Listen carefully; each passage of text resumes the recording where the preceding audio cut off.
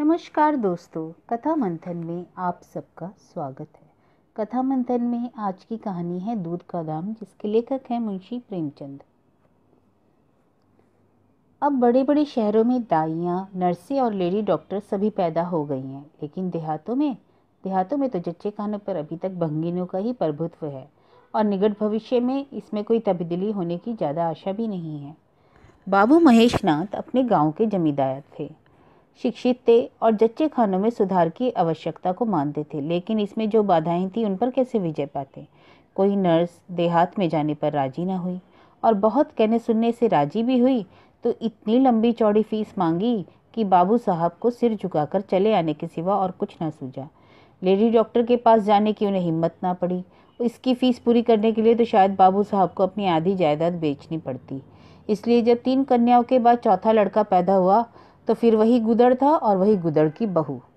बच्चे अक्सर रात ही को पैदा होते हैं। एक दिन आधी रात को चपरासी ने गुदड़ के द्वार पर ऐसी हाँक लगाई कि पास पड़ोस में भी जाग पड़ गई। लड़की ने हाथी की मरी आवाज से पुकारता। गुदड़ के घर में भी इस शुभ अवसर के लिए महीनों से तैयारी हो रही थी। बैत था तो यही कि फिर बेटी ना हो जाए, नहीं तो वही बंधा हुआ 1 रुपया और 1 साड़ी मिलकर रह जाएगी। इस विषय में स्त्री पुरुष में कितनी ही बार झगड़ा हो चुका था। शर्त लग चुकी थी। स्त्री कहती थी, अब की बार बेटा ना हो तो मुंह ना दिखाऊं। हाँ, मुंह ना दिखाऊं, सारे लक्षण बेटे के हैं। और गुदड़ कहता, देख लेना बेटी होगी और बीच खेत बेटी होगी। बेटा निकले तो मूछें मुड़वा लूंगा। शायद गुदड़ समझता था कि इस तरह अपनी स्त्री से पुत्र कामना को बलवान करके वह बेटे की अवाई के लिए रास्ता साफ कर रहा है। भूंगी बोली, अब मूछ मुड़वा ले दाढ़ी जार, कहती थी ना बेटा होगा, सुनता ही ना था, अपनी ही रट लगाया जाता था। और आज ही मैं तेरी मूछें मुड़ूंगी, खूटी तक रखूंगी नहीं। गुदड़ ने कहा, अच्छा मूड़ लेना भली मानस, मूछें क्या फिर नहीं निकलेंगी? तीसरे दिन देख लेना, फिर ज्यों की त्यों, मगर जो मिलेगा उसमें आधा रख लूंगा, कहे देता हूँ।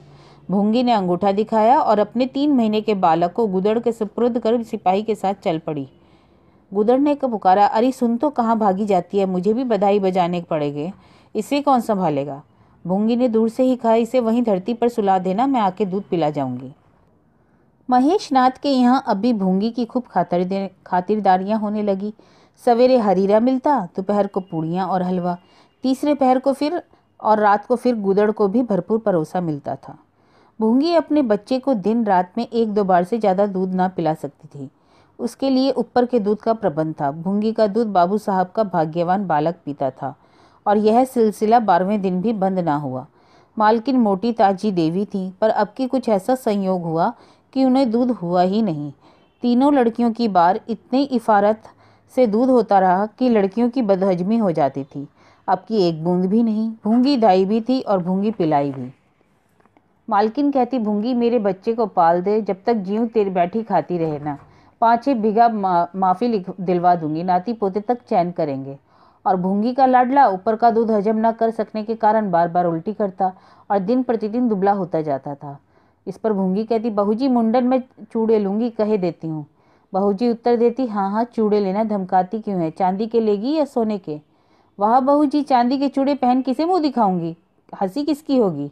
अच्छा बाबा, सोने के ले लेना, कह तो दिया। और बिहा में कंठा लूंगी, गुदड़ के लिए हाथों के तोड़े भी लूंगी, वह भी लेना, भगवान वह दिन तो दिखाए। घर में मालकिन के बाद भूंगी का राज्य था। महरियां, महाराजिन, नौकर चाकर सब उसके रौब मानते थे, यहाँ तक कि खुद बहूजी भी उससे दब जाती थी। एक बार तो उसने महेशनाथ को भी डांटा था, जो हंसकर टाल गए। बात चली थी भंगियों की। महेशनाथ ने कहा, दुनिया में और चाहे जो कुछ हो जाए, भंगी भंगी ही रहेंगे, इन्हें आदमी बनाना कठिन है। इस पर भूंगी ने कहा था, मालिक भंगी तो बड़े बड़ों को आदमी बनाते हैं, उन्हें कोई क्या आदमी बनाए। यह गुस्ताखी करके किसी दूसरे अफसर पर भला भूंगी के सिर के बाल बच सकते थे, लेकिन आज बाबू साहब ठटा मारकर हंसे और बोले, भूंगी बात तो तू बड़े पते की कहती है। किंतु भूंगी का शासनकाल साल भर से आगे न चल सका। देवताओं ने भाल के भंगिन का दूध पीने में पर आपत्ति की। मोटे राम शास्त्री तो प्रायश्चित तक का प्रस्ताव कर बैठे। दूध तो छुड़ा दिया गया, लेकिन प्रायश्चित की बात हंसी में उड़ गई। प्रायश्चित तो ना हुआ, लेकिन भूंगी को गद्दी से उतरना पड़ा। हाँ, दान दक्षिणा इतनी मिली कि वह अकेले ले ना जा सकी और सोने के चूड़े भी मिले। एक की जगह 2 नई सुंदर साड़ियाँ मामूली न्यांसुक की नहीं जैसी लड़कियों के बारे में मिली थी। इसी साल प्लेग ने जोर बांधा और गूदड़ पहले चपेट में आ गया। भुंगी अकेले रह गई, पर गृहस्थी ज्यों की त्यों चलती रही। लोग ताक लगाए बैठे थे कि भुंगी अब गई। फला भंगी से बातचीत हुई, फला चौधरी आए, लेकिन भुंगी ना आई, ना कहीं गई, ना उसने दूसरा ब्याह किया। यहाँ तक कि इस प्रकार 5 साल बीत गए। उसका बालक मंगल दुर्बल और सदा रोगी रहने पर भी दौड़ने लगा। सुरेश के सामने वह पिद्दी सा लगता था। एक दिन भुंगी महेश नाथ के घर का परनाला साफ कर रही थी। महीनों से गलीस जमा हो रहा था। आंगन में पानी भरा रहने लगा था, पर नाले में एक लंबा मोटा बांस डालकर जोर से हिला रही थी कि पूरा दाहिना हाथ परनाले के अंदर था कि एकाएक उसने चिल्लाकर हाथ बाहर निकाल लिया और उसी वक्त एक काला सांप परनाले से निकलकर भागा। लोगों ने दौड़कर उसे मार तो डाला, लेकिन भुंगी को वो ना बचा सके। समझे पानी का सांप है, विषैला ना होगा, इसलिए पहले कुछ गफलत की गई, और जब विष देह में फैल गया तो लहरें आने लगी। तब पता नहीं चला कि वह पानी का सांप नहीं, गेहूं था। मंगल अब अनाथ था। दिन भर महेश बाबू के द्वार पर मंडराया करता। घर में झूठन इतना बचता था कि ऐसे ऐसे 10-5 पालक पल सकते थे। खाने की तो कोई कमी थी नहीं। हाँ, उसे तब बुरा जरूर लगता कि जब उसे मिट्टी के कसूरों के ऊपर से खाना दिया जाता था। सब लोग अच्छे अच्छे बर्तनों में खावें और उसके लिए मिट्टी के कसूरे। यूं तो इस भेदभाव का बिल्कुल ज्ञान न होता था, लेकिन गांव के लड़के चिढ़ा चिढ़ाकर उसका अपमान करते रहते थे। कोई उसे अपने साथ खिलाता भी नहीं था। यहाँ तक कि जिस टाट पर वह सोता था वह भी अछूत था। मकान के सामने एक नीम का पेड़ था। इसी के नीचे मंगल का डेरा था। एक फटा सा टाट का टुकड़ा, 2 मिट्टी के कसूरे और एक धोती, जो सुरेश बाबू की उतरन थी। जाड़ा गर्मी बरसात हर एक मौसम में वह एक सी आरामदेह थी। और भाग्य का बली मंगल झुलसती हुई लू, गलते हुए जाड़े और मूसलाधार वर्षा में भी जिंदा और पहले से कहीं स्वस्थ था। बस उसका कोई अपना था तो था गांव का एक कुत्ता, जो अपने सहवर्गियों के जुल्म से दुखी होकर मंगल की शरण में पड़ा था। दोनों एक ही खाना खाते, एक ही टाट पर सोते, तबीयत भी दोनों की एक सी थी और दोनों एक दूसरे के स्वभाव को जान भी गए थे। कभी आपस में झगड़ा ना होता था। गांव के धर्मात्मा लोग बाबू साहब की सुदारता पर आश्चर्य करते। ठीक द्वार के सामने 50 हाथ भी ना होगा मंगल का पड़ा रहना उन्हें 16 आने धर्म विरुद्ध जान पड़ता। छी, यही हाल रहा तो थोड़े दिनों में धर्म का अंत ही समझो, कहते थे। भंगी को भी भगवान नहीं रचा है, यह सब हम जानते हैं। उसके साथ हमें किसी तरह का न्याय नहीं करना चाहिए, यह किसे नहीं मालूम। भगवान का तो नाम ही पतित पावन है, लेकिन समाज की मर्यादा भी तो कोई वस्तु है। उस द्वार पर जाते हुए संकोच होता है। गांव के मालिक हैं, जाना ही पड़ता है, लेकिन बस यही समझ लो कि घृणा होती है। मंगल और टामी की गहरी बनती थी। मंगल कहता, देखो भाई टामी, जरा और खिसक कर सो, आखिर मैं कहाँ लेटूं, सारा टाट तो तुमने घेर लिया। टॉमी कू कू करता दुम हिलाता और खिसक जाने के बदले ऊपर चढ़ जाता एवं मंगल को चाटने लगता। शाम को वह एक बार रोज अपना घर देखने थोड़ी देर रोने जाता। पहले साल फूस का छप्पर गिर पड़ा, दूसरे साल एक दीवार गिरी और अब केवल आधी आधी दीवारें खड़ी थी, जिनका ऊपरी भाग नोकदार हो गया था।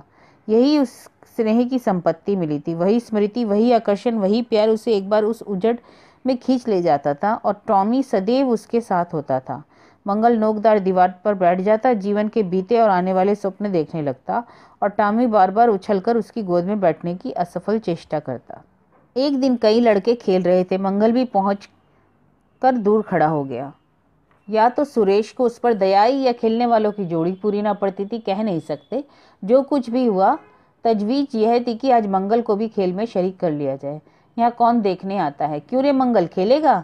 मंगल बोला, ना भैया, कहीं मालिक देख ले तो मेरी चमड़ी ही उधेड़ दी जाए। तुम्हें क्या, तुम तो अलग हो जाओगे। सुरेश ने वो कहा, तुम यहाँ कौन आता है देखने बे? चल हम लोग सवार सवार खेलेंगे, तू घोड़ा बनेगा और मैं तेरे ऊपर सवारी करूंगा। मंगल ने शंका की, मैं बराबर घोड़ा ही रहूंगा कि सवारी भी करूंगा, यह तो बता दो। पर्श ने टेढ़ा था। किसी ने इस बात पर विचार न किया था। सुरेश ने एक क्षण विचार करके कहा, तुझे कौन अपनी पीठ पर बिठाएगा, सोच, आखिर तू तो भंगी है ना। मंगल भी खड़ा हो गया, बोला, मैं कब कहता हूँ कि मैं भंगी नहीं हूँ, लेकिन तुम्हें मेरी ही माँ ने तो दूध पिलाकर पाला है। जब तक मुझे भी सवारी को न बैठाओ मिलेगी, मैं घोड़ा ना बनूंगा। आप तो मजे में सवारी करोगे और मैं घोड़ा ही बना रहूं। सुरेश ने डांट कर कहा, तुझे घोड़ा बनना पड़ेगा, और मंगल को पकड़ने दौड़ा। मंगल भागा, सुरेश ने दौड़ाया। मंगल ने कदम और तेज किया। सुरेश ने भी जोर लगाया, मगर वह बहुत खा पीकर थुलथुल हो गया था। दौड़ने से उसकी सांस फूलने लगती थी। आखिर उसने रुककर कहा, आकर घोड़ा बनो ना मंगल, नहीं तो कभी पा जाऊंगा तो बुरी तरह पीटूंगा। तुम्हें भी घोड़ा बनना पड़ेगा। अच्छा, हम भी बन जाएंगे, तुम पीछे से निकल जाओगे। पहले तुम घोड़ा बनो, मैं सवारी कर लूँ, फिर मैं घोड़ा बनूंगा। सुरेश उसको चकमा देना चाहता था। मंगल का मुतालबा सुनकर साथियों से बोला, देखते हो इस बदमाश भंगी है ना। तीनों ने मंगल को घेर लिया और उसे जबरदस्ती घोड़ा बना लिया। सुरेश ने चटपट उसकी पीठ पर आसन जमा लिया और टिक टिक करके बोला, चल मेरे घोड़े, चल चल। मंगल कुछ देर तक तो चला, लेकिन उस बोझ से उसकी कमर टूटी जाती थी। उसने धीरे से पीठ सिकोड़ी और सुरेश की रान के पीछे से सरक गया। सुरेश महोदय लद से गिर पड़े और भोंपू बजाने लगे। माँ ने सुना सुरेश कहीं रो रहा है। सुरेश कहीं भी रोए यूं तो उनके तेज कानों में जरूर भनक पड़ जाती थी, क्योंकि उसका रोना बिल्कुल निराला होता था, जैसे छोटी लाइन के इंजन की आवाज। महरी से बोली, देख कहीं सुरेश तो नहीं रो रहा है, किसने मारा। इतने में सुरेश खुद आंखें मलता हुआ आया। उसे जब रोने का अवसर मिलता था तो माँ के पास फरियाद लेकर जरूर आता था। माँ मिठाई या मेवे देकर आंसू पोंछ देती थी। और आप थे 8 साल के, मगर बिल्कुल गावदी। हद से ज्यादा प्यार ने उसकी बुद्धि के साथ वही किया था जो हद से ज्यादा भोजन ने उसकी देह के साथ। माँ ने पूछा, क्यों रोता है सुरेश, किसने मारा। सुरेश ने रोकर कहा, मंगल ने छू दिया। माँ को विश्वास न आया। मंगल इतना निरीह था कि उससे किसी तरह की शरारत की शंका ही ना होती थी, लेकिन जब सुरेश कस्में खाने लगा तो विश्वास करना लाजिम हो गया। मंगल को बुलाकर डांटा, क्यों रे मंगल, अब तुझे बदमाशी सूझने लगी। मैंने तुझसे कहा था ना सुरेश को कभी मत छूना, याद है कि नहीं, बोल। मंगल ने दबी आवाज से कहा, याद क्यों नहीं है मालकिन। तो फिर तूने उसे क्यों छुआ। मैंने नहीं छुआ। तूने नहीं छुआ तो मैं रोता क्यों था। गिर पड़े, इससे रोने लगे।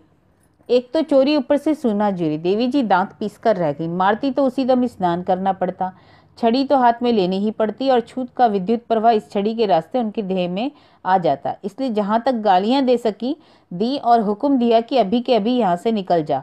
फिर जो इस द्वार पर तेरी सूरत नजर आई तो खून ही पी जाऊंगी। मुफ्त की रोटियां खा खाकर शरारत सुस्ती है आदि। मंगल में गैरत तो क्या थी, हाँ डर था। चुपके से अपने सकोरे उठाए, टाट का टुकड़ा बगल में दबाया, धोती कंधे पर रखी और रोता हुआ वहां से चल पड़ा। अब वह यहाँ कभी ना आवेगा। यही तो होगा कि भूखों मर जाएगा। क्या हर्ज है, इस तरह जीने से क्या फायदा। गांव में उसके लिए और कहाँ ठिकाना है। भंगी को कौन पनाह देता। उसी खंडर की ओर चल पड़ा जहाँ भले दिनों की स्मृतियां उसके आंसू पहुंच सकती थीं, और खूब फुट फुट कर रोया। उसी क्षण टॉमी भी उसे ढूंढता हुआ आ पहुंचा और दोनों फिर अपनी व्यथा भूल गए।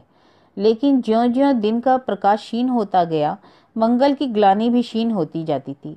बचपन को बेचैन करने वाली भूख देह का रक्त पी पी कर और भी बलवान होती जाती थी। आंखें बार बार कसोरों की ओर उठ जाती। वहां अब तक सुरेश की झूठी मिठाइयां मिल गई होती, यहाँ क्या धूल फाके। उसने टॉमी से सलाह की, खाओगे क्या टॉमी, मैं तो भूखा लेटा रहूंगा। टॉमी ने कूकू करके शायद कहा, इस तरह का अपमान तो जिंदगी भर सहना है।